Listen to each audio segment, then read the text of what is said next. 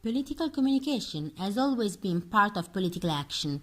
In fact, it's not a coincidence that political communication and power have always been an essential duo, since it contains the key tools of persuasion, the watchword for political consensus. Over time, however, its forms have been manifold. The advent of the mass media has revolutionized political communication tools, as well as the political actors' communicative style. Ancient Greece, the cradle of oratory, was the first to recognize the importance and power of words. The Greek masters, in fact, based their teachings on the principle to seem true counts more than to being true, because the word, considered to be the driving force behind thought, if widely used, will be able to persuade the listeners, provoking in them an emotional reaction. It was then in Rome, in the 2nd century before Christ, that oratory became mainly an instrument of political confrontation. It is not by chance that Cicero, in the De Oratore, outlining the model of the perfect orator, identifies it with the politician who, inspired by a deep moral and civil commitment, used the power of the word and its ability to probare and inflectere for the good of the state. Today, this figure seems to have been replaced by that of the demagogue, or rather by those who, through a skillful use of rhetoric, obtain the consent of people by means of flattery and promises, which often prove to be false. The French sociologist and psychologist Gustave Le Bon, in his essay Psychology of the Crowds, reveals that easily becomes the master of a crowd who knows how to deceive it, while those who try to disillusion it is always his victim, ending up saying that knowing the art of impressing the imagination of crowds means knowing the art of the governing.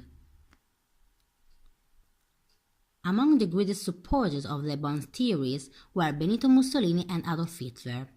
Their policy, as much of the 20th century policy, saw the adoption of a communication based on a propaganda characterized by simple and well-defined terms, accompanied by a solemn tone in addition to the use of words and key expressions, under the banner of national belonging, patriotism and respect for the state, a true cult of the fatherland.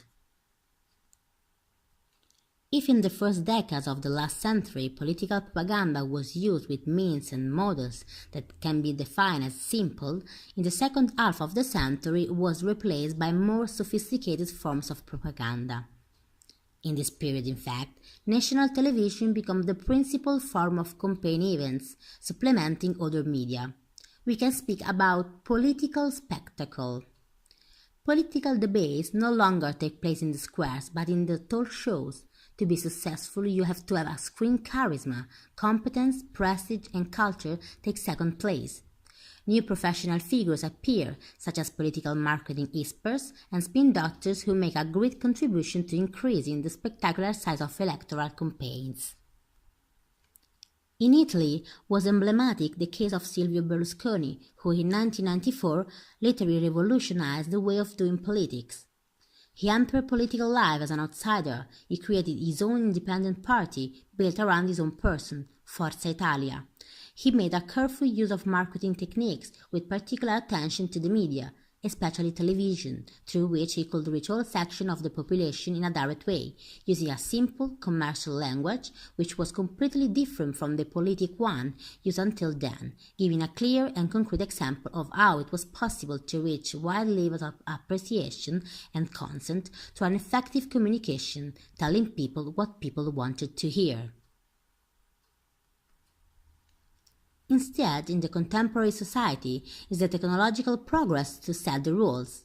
The advent of internet has made communication easier, and in recent years, even political actors have grasped the importance that the web, and therefore online political communication, can have on citizens, even if not everyone managed to achieve the desired results due to a misuse of these tools that require careful study and a strategy.